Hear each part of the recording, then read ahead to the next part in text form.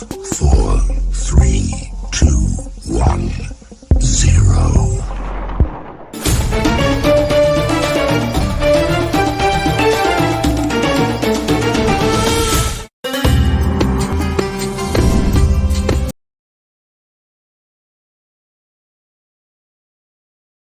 Saya dianggap yang paling lama hidup bersama Abah sewaktu beliau masih sehat.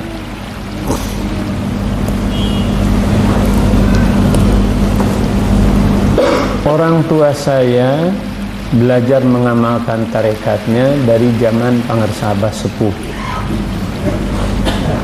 Beliau menceritakan mulai belajar mengamalkan tarekat tahun 1936, masih di bawah penjajahan Belanda. Pada waktu itu Pangarsa Abah Sepuh yang memimpin di Pondok Pesantren Suryalaya. Saya dilahirkan di Dusun Cimareme, desanya Sagala Herang, kecamatannya Panawangan, Kabupaten Ciamis. Jauh antara Suryalaya dengan Panawangan itu kurang lebih 33 km, ditempuh dengan jalan kaki menuju ke Suryalaya. Itu menggunakan perjalanan malam, menggunakan poncor, lampu dari minyak tanah yang dari bambu, obor ya, pakai obor. Berangkat jam 6 maghrib, tiba itu jam 6 pagi di Suryalaya. Jadi hampir 12 jam jalan kaki.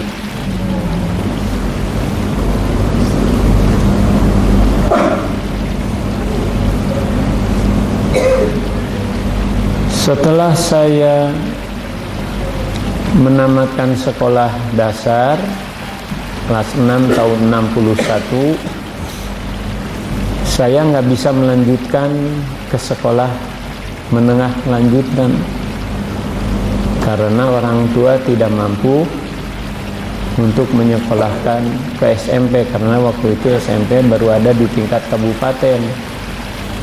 Di Kawadanan juga belum ada, apalagi di kecamatan. SMP ada di kabupaten, di Ciamis di kota. Biaya hidup di kota dengan di kampung beda, maka saya tidak bisa melanjutkan.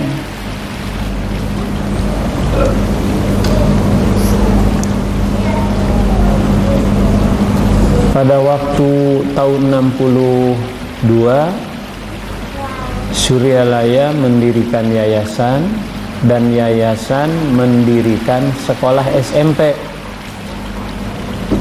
Ketika manakib di pesantren Suryalaya, yayasan mengumumkan bagi siapa yang punya anak ingin melanjutkan sekolahnya ke SMP, di Suryalaya dibuka sekolah menengah Islam pertama, disebut SMIP waktu itu, sekolah menengah Islam pertama yang mendirikan yayasan, dengan biaya gratis, tidak akan dipungut biaya pendidikan kecuali untuk biaya hidup mungkin. Mendengar pengumuman dari yayasan, ketika kembali ke rumah, ayah saya memanggil, mau kamu sekolah di Suryalaya? Mendengar itu dengan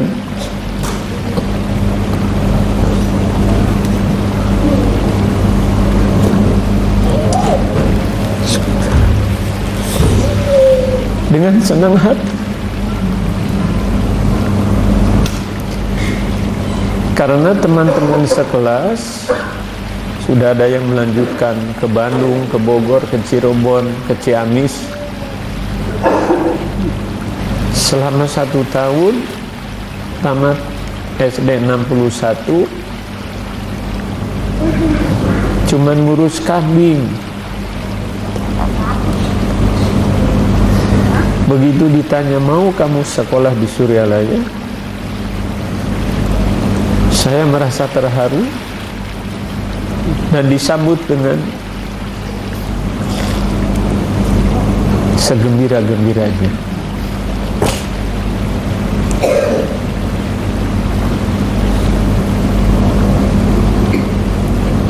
Dari saat itulah saya dititipkan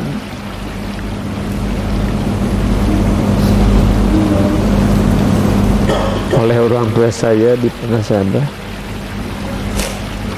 untuk belajar mengikuti sekolah di SMP. Waktu pulang dari sekolah, bekerja membantu Pangersabah. Yang pertama ditugaskan pada saya bukan belajar. Abah membeli kambing 2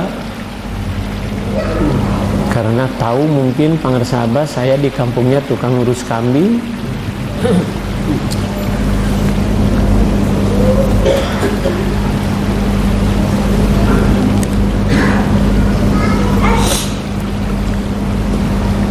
Udah kamu pelihara kambing, kandangnya di atas, kurang lebih jarak ya 100 meter mungkin dari madrasah ke kandang di atas.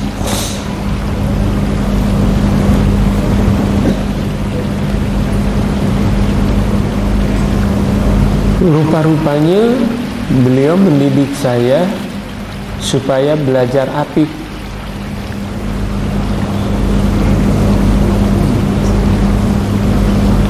Karena memang saya bukan orang baik, termasuk anak yang nakal. Sehingga ibu saya pernah bicara dengan bahasa Sunda sambil marah, sugan siama lain warahkeun aing.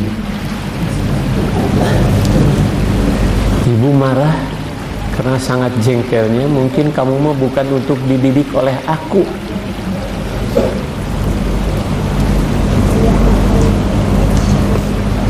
Ketika ngambil rumput di kampung untuk urus kambing, lihat buah orang lain dilempar, dimakan. Kalau lagi nyabit, di bawah ada tanaman mentimun, ada buah mentimunnya, diambil, dimakan.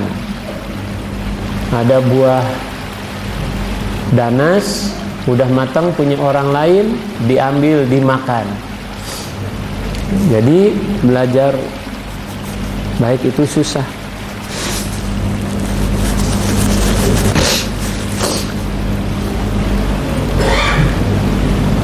Begitu disuruh memelihara kambing oleh Pangersabah, musim itu musim kemarau, susah mencari rumput. Ada pohon nangka orang lain, diambil daun nangkanya.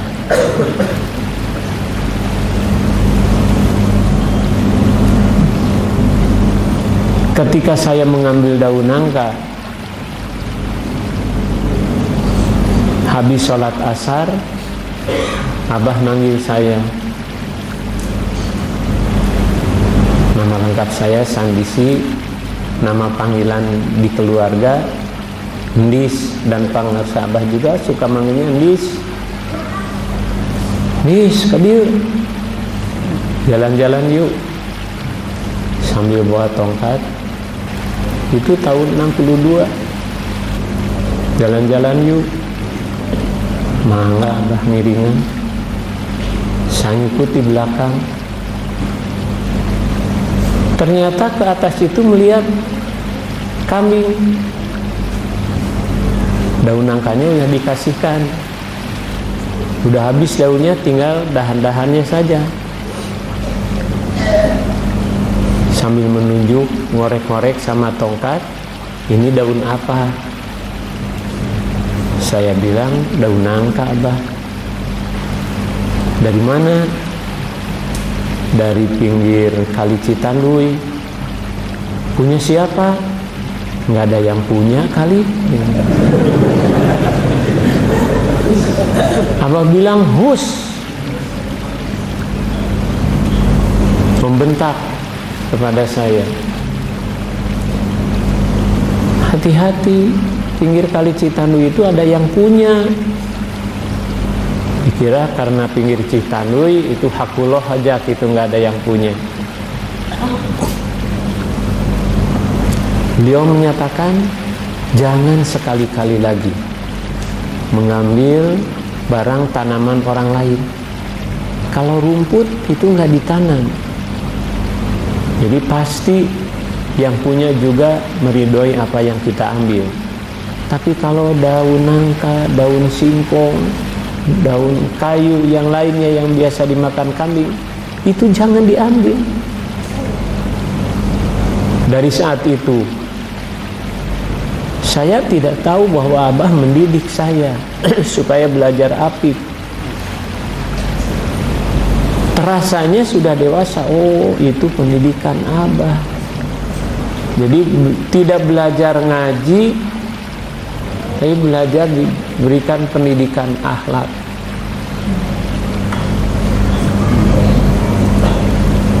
Mengambil barang orang lain, buah barang lain, itu termasuk haram.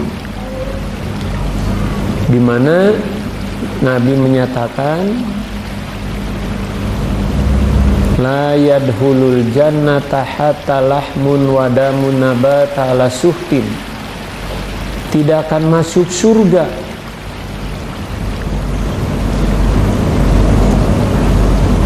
sehingga dia memakan barang-barang yang diharamkan Allah Subhanahu wa ta'ala. Dagingnya, darahnya dibesarkan dengan barang-barang yang haram. Jangan mengharapkan masuk surga. Dari sejak itulah saya belajar memperhatikan diri. Tidak berani lagi mengambil barang-barang orang lain yang ditanam oleh yang punya. Cuman mengambil rumput aja. Setahun selesai ngurus kambing, kambingnya dijual semuanya oleh pengarsa Abah. Jadi tugas saya tidak menyabit lagi. Saya diperintahkan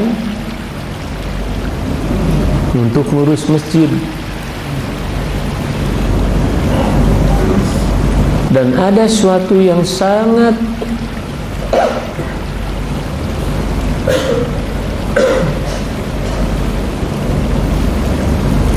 merubah akhlak yang jelek menjadi akhlak yang buruk.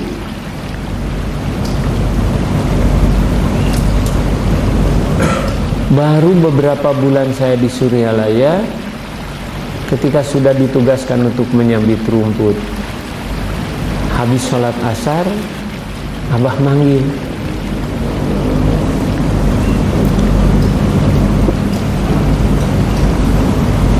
menyuruh yang lain, coba Sandisi panggil, datang ke sini. Begitu masuk di madrasah, pintu sebelah utara, tetap pintu madrasah dari barat dan utara. Sampai sekarang juga posisi pintunya semacam itu. Ketika saya masuk, Abah duduk di sebelah selatan barat posisinya. Beliau duduk di sana, menghardik saya dengan suara yang keras sekali.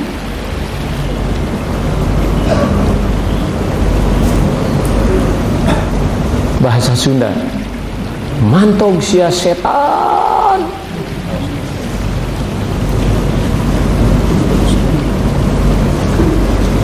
Dengan nada yang sangat melangsung. 3 kali suaranya kedengaran orang yang ada berdiri. Mantog sia setan.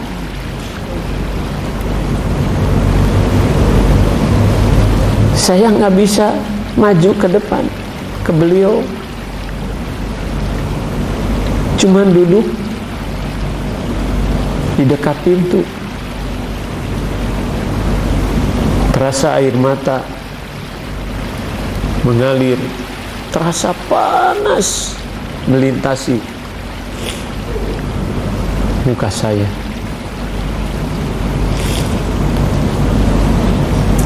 Ketika sudah selesai, saya nggak berani musafahah kepada beliau, keluar.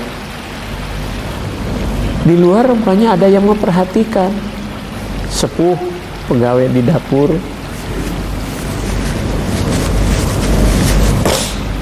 Merangkul ke saya sambil mengelus-elus pundak saya. Beliau menyatakan, "Bagja Bagir, Bagja kamu Bagir, Bagja mana?"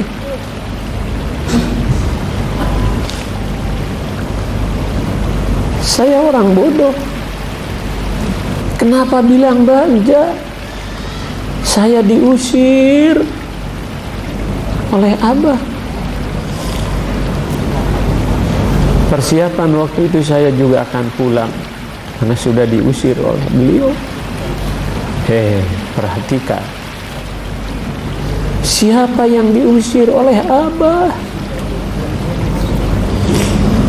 Apakah kamu nggak mendengar? Yang diusir Abah setan, bukan kamu.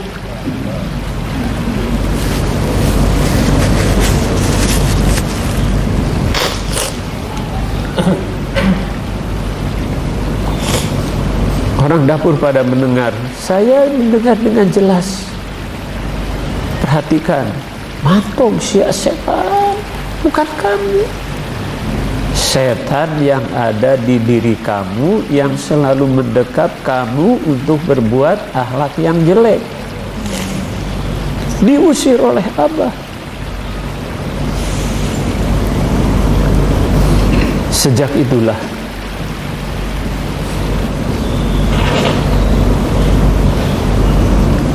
perasaan ingin pulang hilang, sama sekali tidak ada.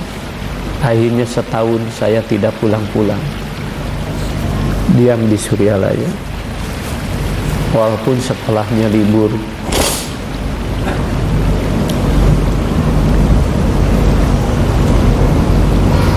Terungkap sudah tamat sekolah SMP tahun 65, terjadi kejadian yang menimpa Indonesia, gerakan 30 SPKI.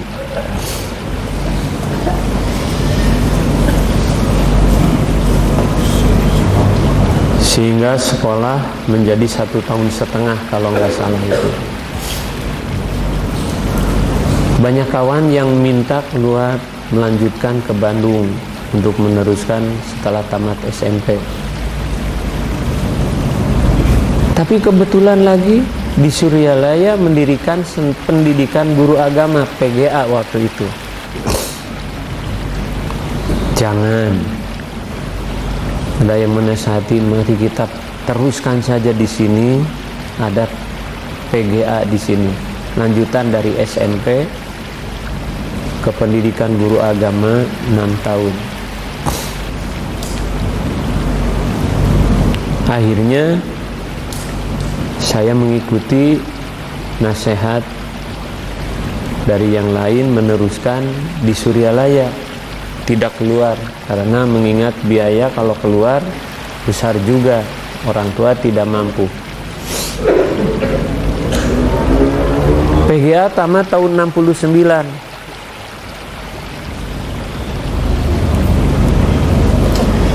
Begitu sekolah tamat PGA, orang tua menghadap kepada pangarsa Abah. Abah, anak saya sudah selesai sekolahnya PGA di sini 6 tahun. Mohon izin, mau dibawa pulang. Karena kasihan di kampung banyak anak-anak yang nggak ada yang belajar mengajar ngaji Quran, maksanya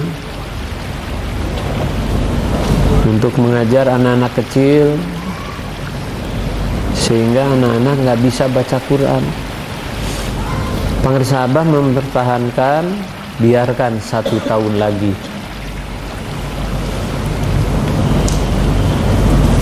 1 tahun dijalani, sudah 1 tahun menghadap lagi kepada Abah. Bah, sudah 1 tahun, biarkan 1 tahun lagi. Ditambah terus sampai 3 kali, udah 2 tahun, 3 tahunnya sudah 1 tahun lagi ada. Biarkan aja di sini. Akhirnya tidak diizinkan untuk pulang ke kampung halaman. Setelah beliau mendapat pengajuan dari orang tua untuk dibawa pindah ke kampung halaman, pangarsa Abah sempat ziarah ke Cirebon. Pulang dari Cirebon kurang lebih duhur, mampir ke rumah orang tua saya. Saya masih di Suryalaya, nggak bilang-bilang Abah mau ke rumah saya. Itu dari mulai duhur, orang tua namanya di kampung nggak ada makanan apa-apa, mau menghormat tamu, pak-pak menyediakan makanan, dari mulai mencuci beras, menyembelih ayam, ngambil ikan di kolam, itu ditungguin sampai asar baru masak. Selesai matang masakan, Abah baru bisa makan siangnya habis asar. Ternyata beliau sangat memperhatikan. Pulang ke Suryalaya, manggil Pak Kiai Umar, bejakeun ka sandisi tong hayang balik deui.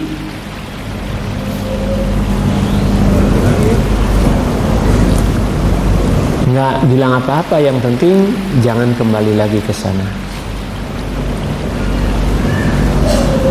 Mungkin setelah beliau memperhatikan keadaan lokasi dan daerahnya, kurang bermanfaat mungkin bagi saya kalau saya pulang ke kampung halaman. Akhirnya orang tua karena kekeh hayang pindah balik lagi ke kampung halaman untuk mengajar anak-anak, rencananya mau mendirikan madrasah.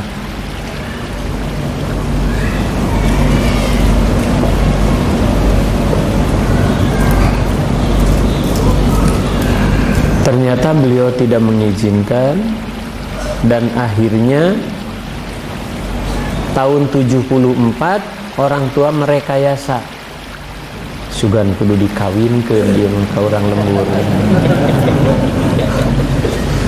Berusaha sekuat tenaga, saya dijodohkan dengan tetangga, masih Iwan, anak Iwan, yang kebetulan saya juga bogoh gitu. Dijodohkan tapi kebenaran bogoh gitu, cinta. Jadi istilah nama milaktu ninggang dage gitu. Atoheun. Tahun 74 dinikahkan. Istri di Lembur, saya di Suryalaya. Bolak-balik Suryalaya Panawangan. Setiap seminggu sekali. Jumaah, Sabtu, Minggu, Senin pagi baru ke Suryalaya lagi. Lebih gawat ya macam abah ninggalkan Suryalaya nanate. Akhirnya begitu saya nikah baru beberapa bulan, abah ngomong bahwa pindah ke dia bojo teh. Aduh, ini berat ya. Yang dirasakan berat, keinginan orang tua saya dinikahkan dengan orang kampung itu supaya bisa saya keseret ke Panawangan, ke kampung halaman. Ternyata abah lain pandangannya, bahwa pindah istrimu ke Suryalaya. Aduh, berat sekali. Mana yang harus diikuti ini? Akhirnya saya menyampaikan ini kepada Abah Kaki, wakil talkin dari Abah Sepuh. Sebagai sepuh saya waktu itu, beliau paling sepuh. Bagaimana saya menghadap, apakah harus ikut ke guru atau ikut ke orang tua? Gimana gitu? Orang tua harus pindah ke Panawangan, tapi abah nggak mengizinkan saya pindah lagi ke kampung. Sambil tawajuh, pengresa Abah Fakih sambil menunjuk guru. Jadi yang harus diikuti itu guru, bukan orang tua. Saya masih mengajukan pertanyaan lagi, kenapa guru yang harus diikuti? Beliau menyampaikan, kalau guru pandangannya lahir batin, kalau orang tua hanya pandangannya sebatas lahir. Mungkin takut nggak bisa makan, takut nggak bisa ngurus keluarga, mau dari mana makan. Kalau di kampung, sawahnya, kebunnya, kolamnya sudah disiapkan, asal tinggal memelihara aja. Untuk makan tidak akan kurang makan. Sedangkan guru, tatapannya lahir batin, dunia akhirat. Oleh karena itu, guru yang harus diikuti.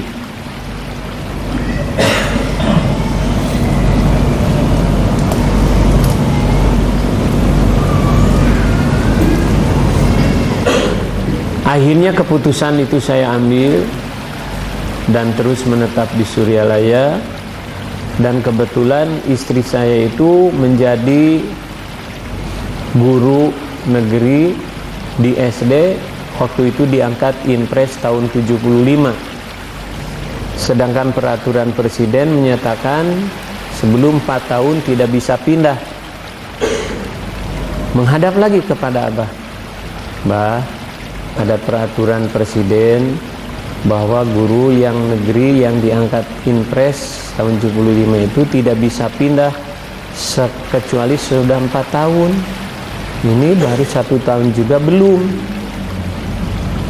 Abah bilang lagi, kapan ikut suami? Abah bilang, kan ikut suami mah bisa saja. Yang penting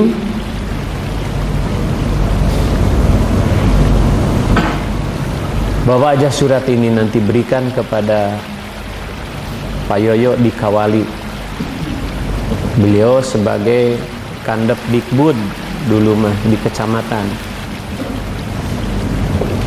Begitu surat ditulis langsung oleh pengresa Abah, saya bawa sampaikan ke Pak Yoyo. Begitu dibaca, wah ini tugas berat, tapi ini tugas dari guru. Mudah-mudahan Allah bisa mengabulkannya. Walaupun berat, saya akan hadapi, akan laksanakan. Ternyata ada guru yang lain yang ditugaskan dekat Suryalaya, itu ke wilayah Panumangan, yang dia ingin pindah ke Panawangan. Dia yang kasakusuk ke sininya. Jadi kalau barter boleh, Jadi kalau ditinggalkan tempat yang kosong nggak boleh gitu. Jadi ini barter, yang dari Panumbangan ingin ke Pandawangan, yang dari Pandawangan ditugaskan ke Panumbangan. Jadi barter. Tidak lama prosesnya, hanya 1 minggu. Begitu 1 minggu mengajukan surat dari Pangresa Abah ke Pak Yoyo, hari Sabtu sudah ada panggilan. Ibu hari Senin harus sudah masuk di wilayah Panumbangan. Ini surat tugasnya, sampaikan ke Kandapdikbud yang ada di Kecamatan Panumbangan. Orang tua tidak ada yang tahu seorang pun bahwa istri saya harus sudah pindah hari Senin. Begitu pindah hari Senin ke Suryalaya, tidak bawa apa-apa, hanya badan sekujur dengan pakaian. Dapatlah diketahui oleh orang tua, marah bukan main.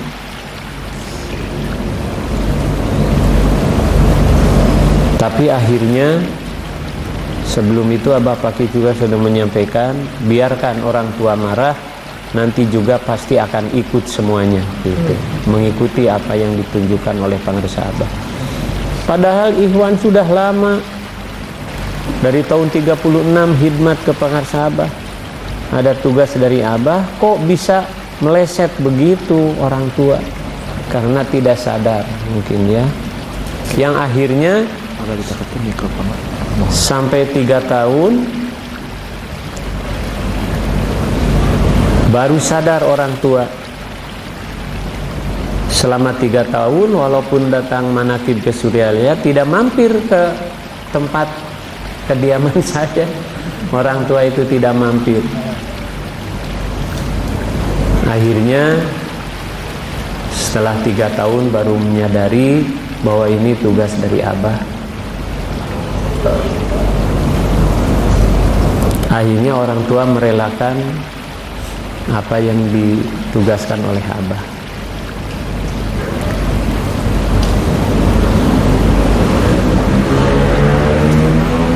Perjalanan ini rupanya sudah diketahui oleh beliau Pangresa Abah jangka kurang lebih 16 tahun. Saya merasakan 16 tahun kemudian Suryalaya mendirikan perguruan tinggi tahun 86. Pada waktu itu saya tahun 70 ditahan, tidak boleh pulang.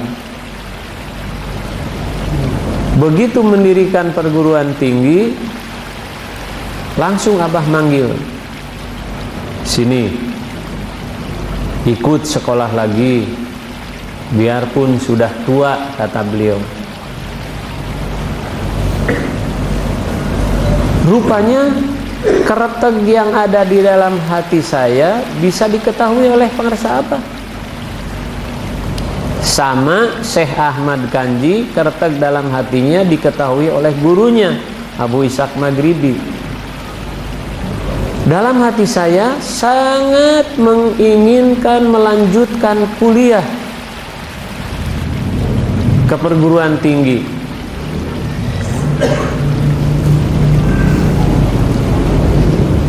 Tapi biaya tidak ada. Sekolah PGA sampai PGA saja sudah alhamdulillah karena di Suryalaya. Mungkin Abah sudah mengetahui kereteg hati saya ingin melanjutkan sekolah ke perguruan tinggi.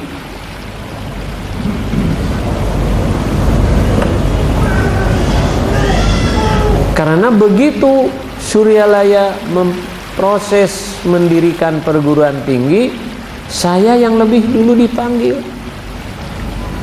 Sekolah deinya keun we geus kolot ge. Sekolah lagi ya, walaupun biar sudah tua. Sudah anak 3 saya waktu itu. Ngiringan Abah. Dan itu saya sangat merasa gembira. Oh, ini baru sadar Abah menahan saya nggak boleh pulang, karena kalau pulang ke kampung halaman tidak mungkin bisa meneruskan kuliah. Ini ada di Suryalaya, perguruan tinggi didirikan oleh Abah juga. Mungkin Abah sudah menjawab pertanyaan saya. Abah gerek ngadegin perguruan tinggi hayang kuliah matong hararese gitu. Artinya di Suryalaya mau didirikan perguruan tinggi. Alhamdulillah, saya mengikuti kuliah sebagai mahasiswa yang pertama di Latifah Mubarakiyah, dan akhir kuliah tahun 91 di wisuda. Jadi selama 5 tahun mungkin di bangku kuliah, karena waktu itu masih bergabung dengan IAIN, jadi belum berdiri sendiri. Menyelenggarakan ujian harus mengikuti ke induknya, tidak bisa menyelenggarakan ujian sendiri. '91 di wisuda, kemudian ditugaskan untuk menjadi asisten dosen. Abah bilang bantu, dari itu mah dosen di Bandung, untuk membantu mendirikan dan menyelenggarakan perguruan tinggi harus banyak orang sini supaya orang Bandung tidak terlalu capek. Akhirnya saya difungsikan, ditugaskan menjadi asisten dosen. Tahun 2005, udah berjalan beberapa tahun, saya ditugaskan untuk memberikan talqin dzikir. Habis sholat Jumat, dzikir Jumat, khotaman Jumat. Sebagai khotaman ada yang manggil Haji Aib sebagai pendamping pengersa Abah. Upami tos beres khotaman disaur ku Abah, mangga. Selesai khotaman menghadap kepada beliau. Beliau menyampaikan satu kalimat saja, nalkin.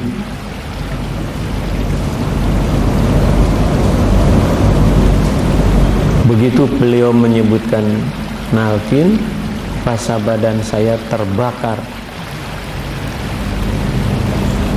karena mendapatkan tugas yang suci tapi sangat berat.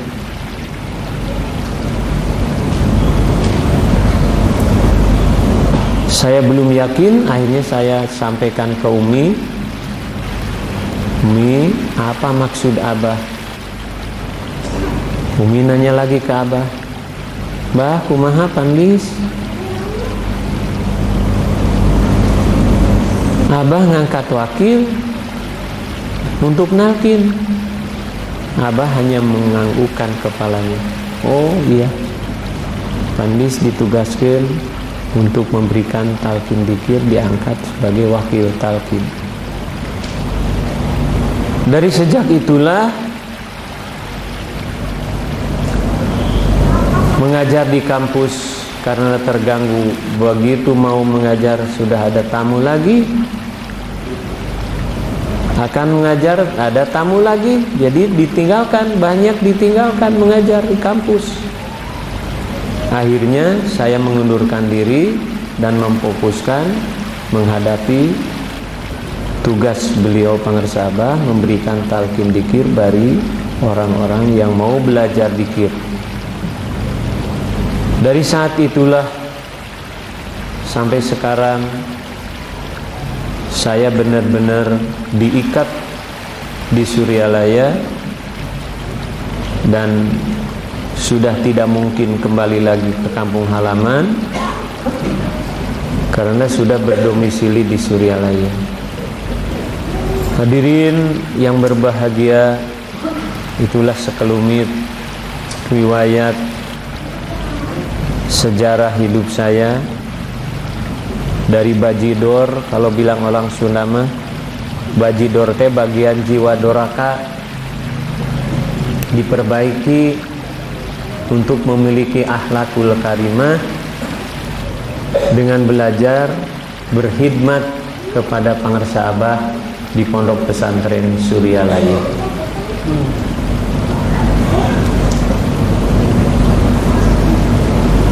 Saya belajar mengamalkan thariqah ketika usia 18 tahun, masih di PGA. Karena waktu di SMP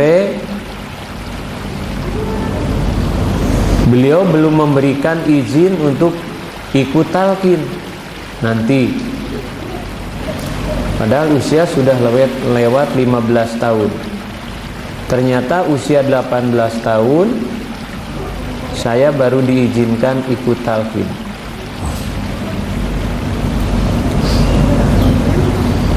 Dari situlah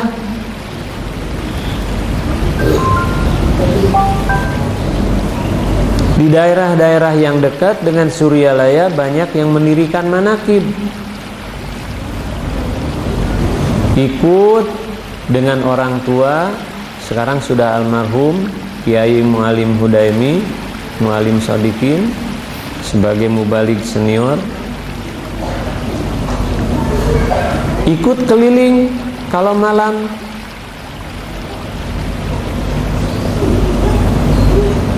khidmat manakib. Dari sanalah kita belajar untuk sedikit-sedikit menyampaikan di dalam khidmat ilmiah manakib.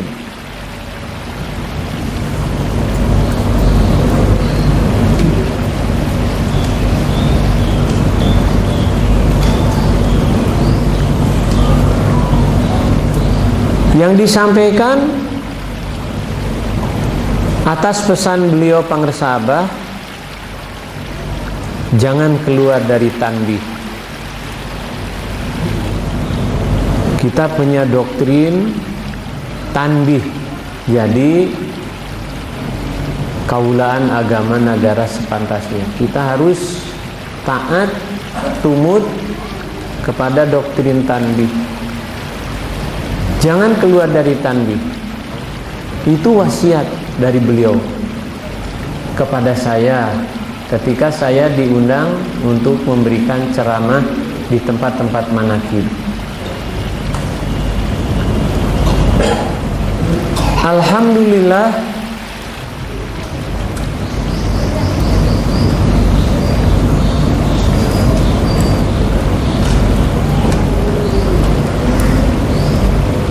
sampai saat ini bukan karena bisa, tapi karena izin dan rahmat Allah, kemudian barokah dari beliau pangarsa Abah, sehingga suatu ketika ada ikhwan dari Tasik mau syukuran khitanan cucunya. Beliau menyatakan di hadapan Abah mau syukuran selamatan khitanan cucu, mau mengadakan pengajian. Mohon maaf, mohon izin dari Abah, saya mau mengundang Pak Kiai Haji Abdul Gaos. Abah bilang, tong aos atuh sandi siwae nu deket. Eta mah meunang Abah.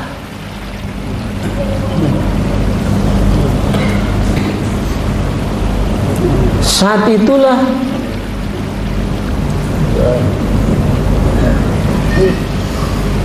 ibu yang serencana mengundang Pak Kiai Haji Abdul Gaos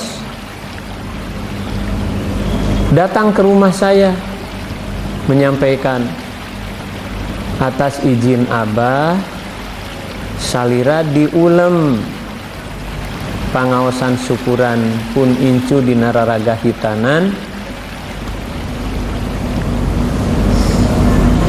untuk hadir di Tasik.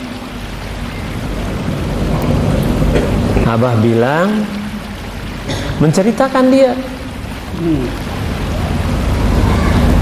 tong aos satu udah sibuk, aos mah kena gitu. Sandi siwai menang Abah, sandi sima jeunan Abah. Ini yang saya merasakan makin terbebani.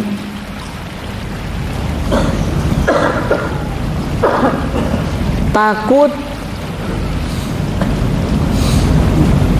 tidak bisa menyampaikannya sebagai amanat yang disampaikan oleh pangarsa Abah. Benang Abah tapi meureunnan kalakuan anak itu. Nah, ini yang dikhawatirkan. Jadi tidak sesuai dengan apa yang dididikan oleh pangarsa Abah. Sangat risih untuk menjaga ini. Oleh karena itu, sinyal mainnya ada. Saya tidak berani memfatwakan yang neko-neko. Artinya benar-benar harus sesuai dengan pesan tanbih.